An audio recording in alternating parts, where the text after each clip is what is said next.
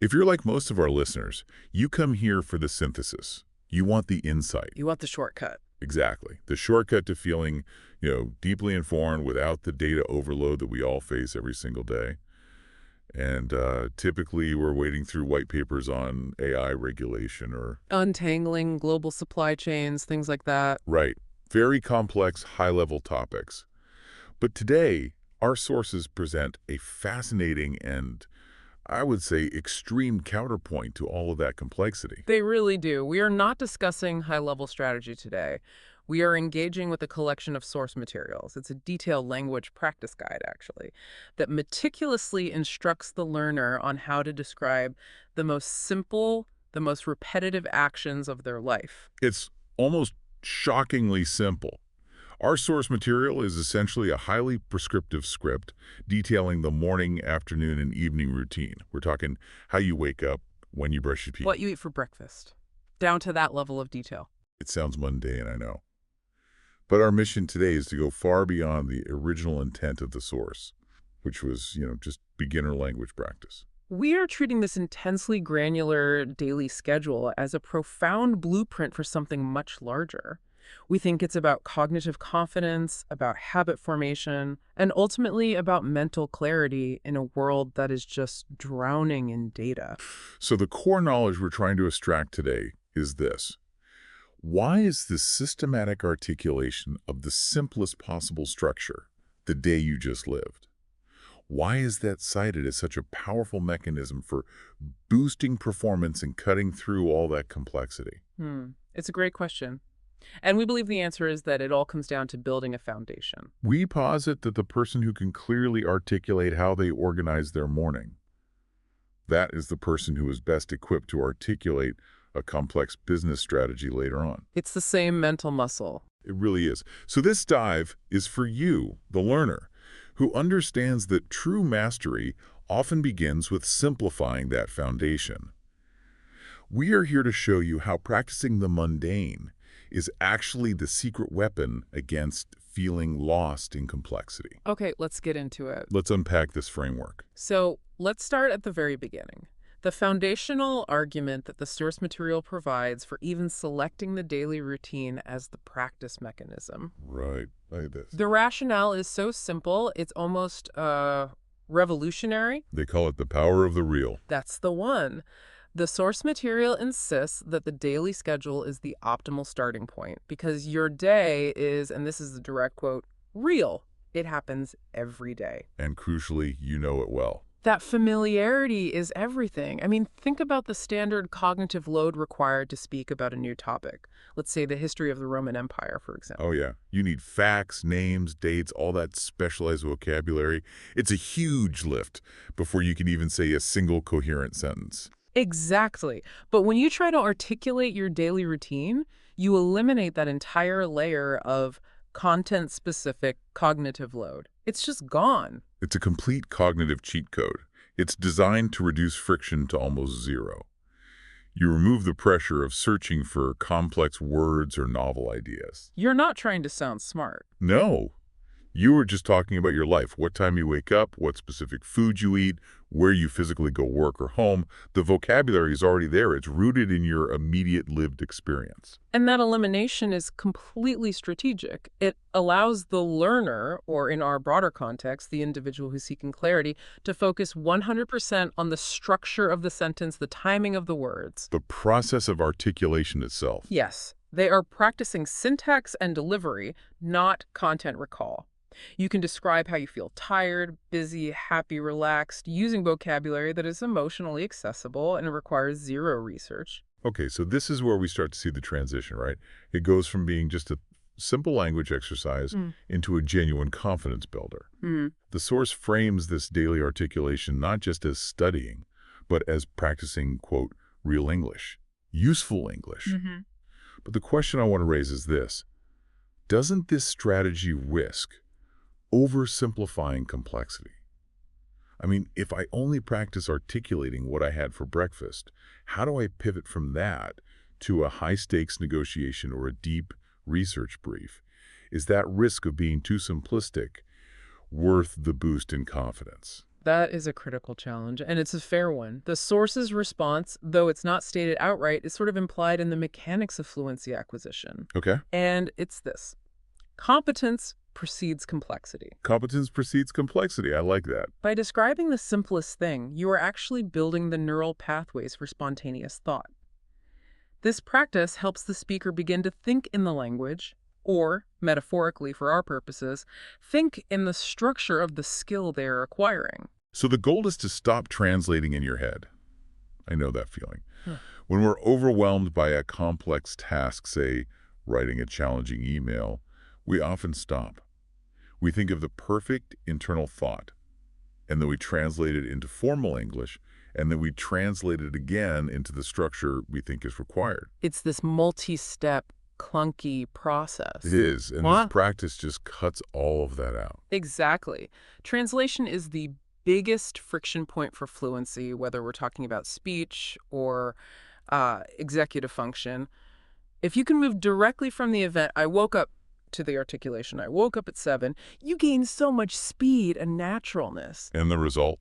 The stated result in the source is immediate, feeling more confident when speaking. Mm-hmm. It is the lowest possible stakes for the highest possible reward in a confidence feedback loop. Let's look at the immediate utility they demonstrate. The universal question, what did you do today? Mm-hmm. It can often paralyze people. Even in our native language, we sometimes mumble, oh, stuff. Right. Busy day. Right. We don't have the simple articulation rehearsed. But the practiced response, the one built from this routine framework, it becomes second nature, and it's immediately functional. Yeah, the example they give is so straightforward. I woke up at 7, I went to work, I had coffee and answered emails. In the evening, I made dinner and watched TV. That's it. A handful of simple, active sentences. And the source defines that as a full conversation. They call it real communication. That's the utility measure right there. Immediate, unambiguous functionality. And what's fascinating here is that the sources are teaching us how to create a simple, repeatable structure for daily self-review. They provide a core set of reflective questions designed to build this daily articulation habit. It's like an internal memory tool. It is. It's not a passive description of your day. It's an active, systematic review. And the questions themselves are just fundamentally simple. What did I do today? What time did I wake up? What did I eat? Where did I go? What did I do in the evening? Yeah. The power is in their universality. They force you to compartmentalize, 16 waking hours into 5 or 6 digestible, narratable chunks? And the flexibility is key to compliance, isn't it? The source notes, you can perform this practice in the morning to review yesterday, or you can do it in the evening to synthesize today. Which ensures that the habit can fit into any busy schedule. There's no excuse. There's no excuse. And the crucial repeated instruction is to keep it simple. This is the ultimate anti-overload strategy. They explicitly tell the learner, use the vocabulary you know. Don't worry about mistakes, just speak. And they promise that one sentence today, few sentences tomorrow, that leads to a whole story next week. It's momentum built on low-stakes, repeatable success. So for you, the learner, the takeaway here is clear. If you feel overwhelmed by a complex new field, stop trying to master the entire curriculum all at once. Start by defining the 5 simple active steps you took yesterday to engage with that topic. That articulation is the first rung of clarity. Okay, so if Section 1 gave us that foundational structure, Section 2 is really about the physical execution. The sources place an almost religious importance on the morning. They absolutely do. The claim is absolute. Morning is a very important part because, quote, it sets the mood and it gives you energy. This moves beyond just articulation into, well, intentional living. This is where we see the principles of structure applied directly to managing executive function.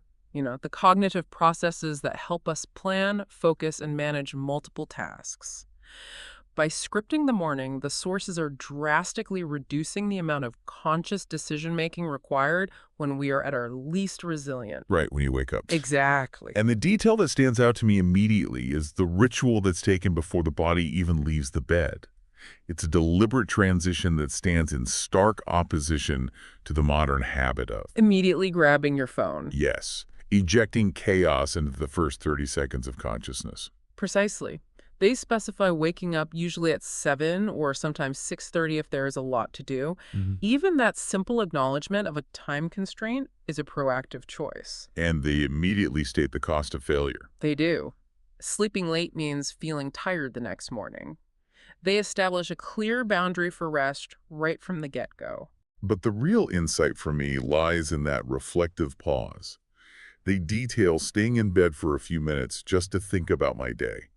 This is so critical. I mean, how many of us launch into our day reacting to emails and news headlines before we've even established our own internal priorities? It's a form of what you might call neuropriming. By taking a few minutes, taking a deep breath, and stretching your arms and legs, the routine is this specific.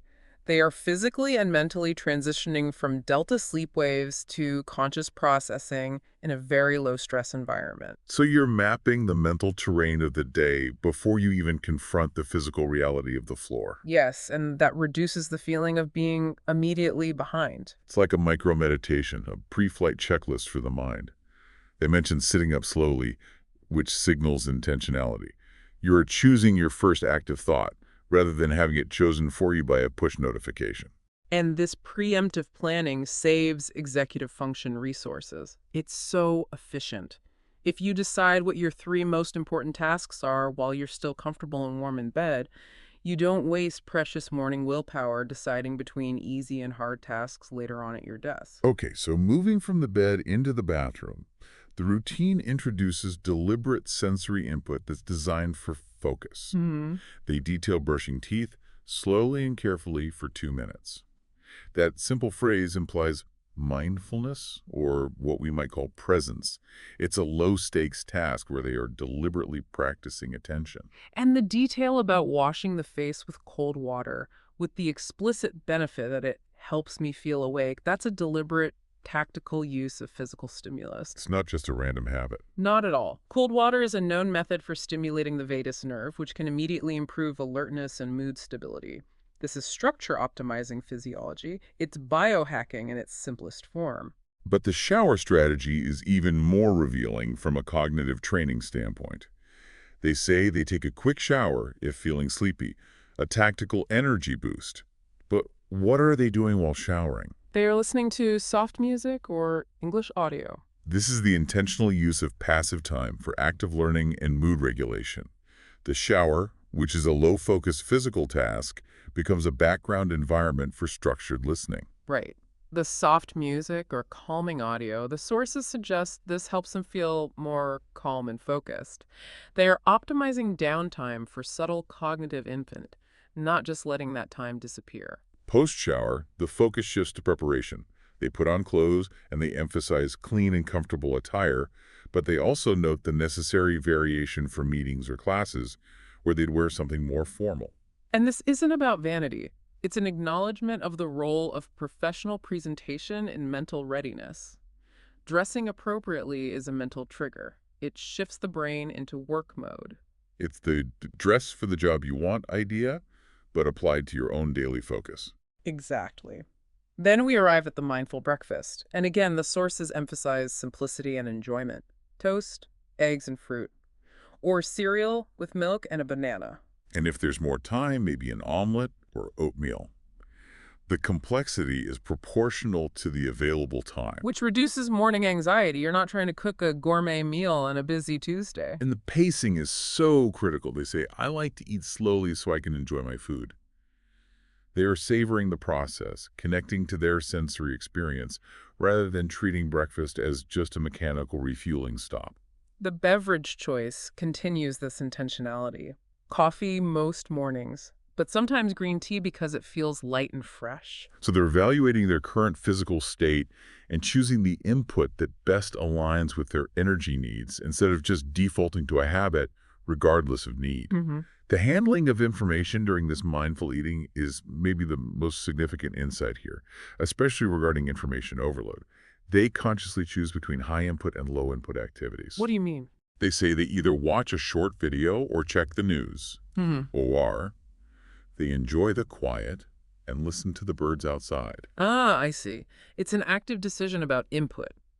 Watching the news versus listening to nature. It's the antithesis of mindlessly scrolling through a feed. Yes, they are making a calculated decision about whether they need connection, which is the news, or reflection, which is the quiet. This conscious gatekeeping is crucial for managing the constant barrage of external information. And preserving cognitive bandwidth for the tasks ahead. Exactly. And finally, before leaving, we have the departure checklist. This is the mental confirmation loop that eliminates that low-grade stress of, did I forget something? Anxiety that drains energy later. It's a tactical application of decision fatigue mitigation. By checking the phone for time and messages, the calendar for meetings, and systematically packing the bag with essentials, phone, notebook, keys, water bottle, wallet, maybe a snack, they externalize that memory task. So their cognitive resources are saved for higher value activities at work. Not for worrying about whether they locked the door. Right. So the morning, then, is a calculated, articulated assembly of physical and mental resources, all designed to maximize confidence and focus by reducing unnecessary decisions. So as we cross the threshold into the afternoon, the routine acknowledges that the challenge shifts completely. It really does. This is the middle part of the day, a period that's characterized by high demands, work, school, family, and inherently declining cognitive energy. The mission now is not to start strong, but to sustain productivity. And they immediately demonstrate self-awareness. Love this part. They acknowledge the universal post-lunch slump.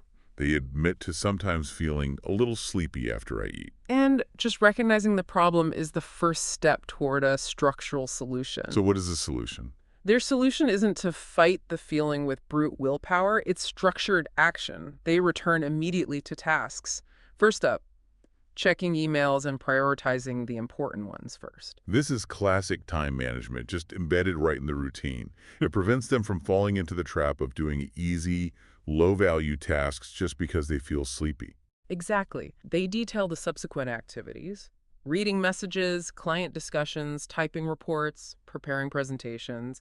It's a structured return to work. But the most insightful organizational hack they mention has nothing to do with the specific task itself. You're referring to the environment. I am. The insistence on keeping the desk clean and organized because, and I'm quoting again, it helps me think clearly. This is the physical mirroring the mental. Let's pull on that thread for a second. In cognitive science, we know that clutter in our environment forces our attentional system to process extraneous stimuli. Every stray piece of paper, every disorganized folder is a micro-decision point. Our brain has to decide if it's important or not. Right.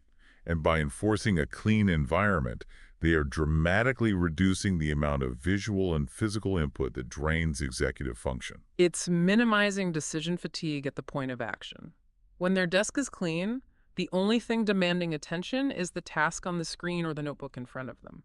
It ensures that the limited cognitive energy available in that afternoon slump is directed purely toward primary objectives. But sustained focus is, well, it's impossible without planned interruption. And this brings us to the critical feature of the afternoon routine, the essential break, the 3.0 reset. And it is strategically placed to preempt the deepest part of the afternoon slump. The intention here seems both biological and psychological. It is. The activity is simple: making a cup of tea or drinking water, hydration being essential for focus. Then, the simple fuel: eating a small snack like fruit or a biscuit. This is designed to stabilize blood sugar levels, which tend to dip drastically mid-afternoon, causing that sleepy feeling. But the real power is the outdoor break. They stress going for a short walk for fresh air. Even 10 minutes outside helps me feel better. This is the tactical use of physical movement and light exposure. A short burst of movement reactivates the body. It breaks the monotony of deep focus.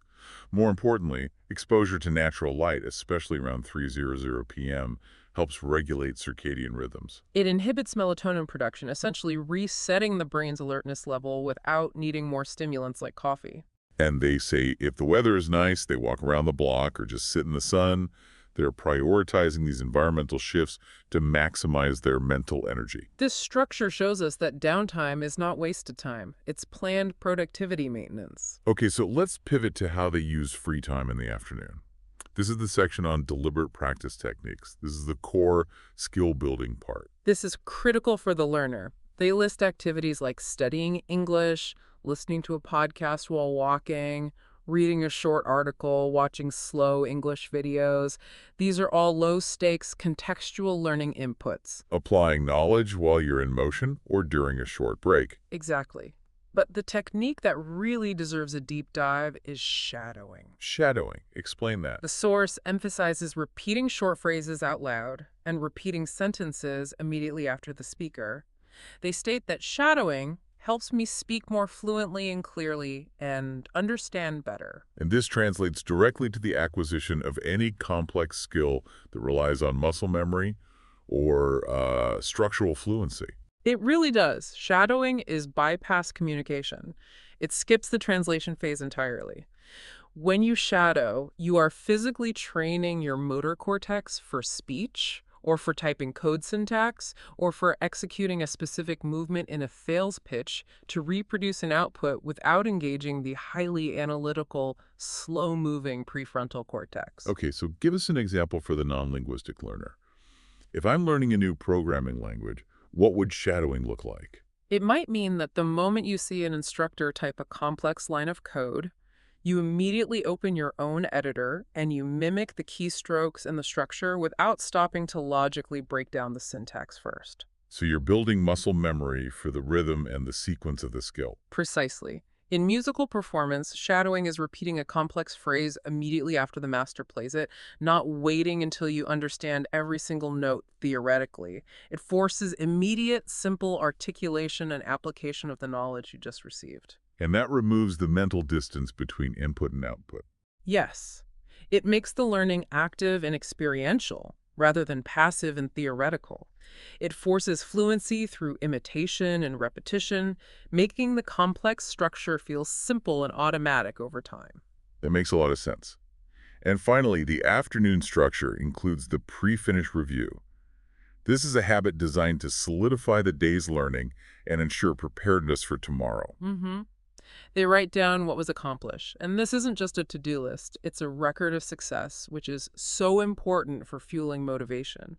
It helps them stay organized and ready for the next day by closing any open loops. But the single nugget capture is the most valuable insight for me. They write down one new word learned that day. Not 10, not 50, just one. This is micro-learning synthesis. It prevents information overload by forcing priority. Out of everything you absorbed today, what was the single most important piece of knowledge? It gives the day's effort a concrete, measurable result that's easy to recall and repeat. They then review their English notebook before stopping. Completing the accountability loop. Right. And ensuring that the day ends with a focus on learning, not just on exhaustion. So the afternoon is a masterclass in managing sustained focus through structural maintenance, scheduled recovery, and the active application of knowledge. Moving into the final portion of the routine, the sources define the evening as a special time, a time to relax and review the day. I like that framing. After the intense structure and application of the morning and afternoon, this segment prioritizes deep decompression and final synthesis. The decompression protocol begins immediately upon arriving home, which they say is typically around 6:10 p.m. It's a physical signal to the brain that the workday is officially over. They take off their shoes and sit down for a few minutes to rest. It's a symbolic act of leaving the day's burdens outside the immediate living space. It's so important for maintaining that work-life separation, which is harder than ever in a remote or hybrid world. That brief sit-down, that acknowledgement of physical arrival, helps the neurological system transition. It shifts you from the high alert state of work, the sympathetic nervous system, to the rest and digest state, the parasympathetic nervous system. And the choices for relaxation are intentional. They either watch the news or listen to music. Again, it's a choice of input, but one that allows for passive absorption, which is very different from the focused, active work of the afternoon. They're reducing the cognitive load while still, engaging with the world. Next comes dinner, where the structure emphasizes connection over complexity. They cook, or they order food if they are genuinely tired. The flexibility is still there. But the focus isn't culinary, it's social. The family ritual involves eating at the table and using the time to talk about our day and share stories. This sharing of stories is the final, organic, real-world communication practice of the day. If they spent the morning rehearsing simple sentences about their routine, this is the opportunity to use those structures naturally. They are cementing the day's events and the associated vocabulary through contextual storytelling, but with minimal pressure. And this process of recounting the day to others also functions as a memory consolidation tool. The act of externalizing the narrative, of telling the story, strengthens the memory traces of the events and the lessons learned. That's a great point. Following dinner, they maintain psychological order through physical maintenance, cleaning the kitchen and washing the dishes. This prevents the next morning from starting with chaos. It ensures that the morning protocol we talked about can begin smoothly, without any leftover friction from the night before. There's also an optional physical activity, a short walk after dinner if energy allows. This acknowledges that structure must be flexible enough to accommodate fatigue. The goal isn't rigidity, it's consistent effort. Exactly. Then the pre-sleep ritual is designed strictly for wind-down, reading a book or listening to calming music. They're deliberately reducing screen time and high-stimulation input before the final hygiene steps. Taking a shower and brushing their teeth, completing the physical preparation for rest. And they aim for a consistent bedtime target of 10.3 or 11.00. This is the ultimate structural consistency. It's about ensuring the fuel tank is full for the next morning's intentional start. It all connects back. It does. But now we arrive at the ultimate reflection, the reflective close. This is the final, crucial step the source suggests for motivation, confidence, and sustained growth. And this is a two-part synthesis. First, they write a short, objective summary of the day's activities. That's the factual review. I did this, then this, then this. It's an unemotional log of accomplishments. But the second part is the subjective layer, which is exponentially more powerful. They suggest writing one sentence in English to describe their feelings. And the sources give some potent examples. I finished all my work today, and I feel proud.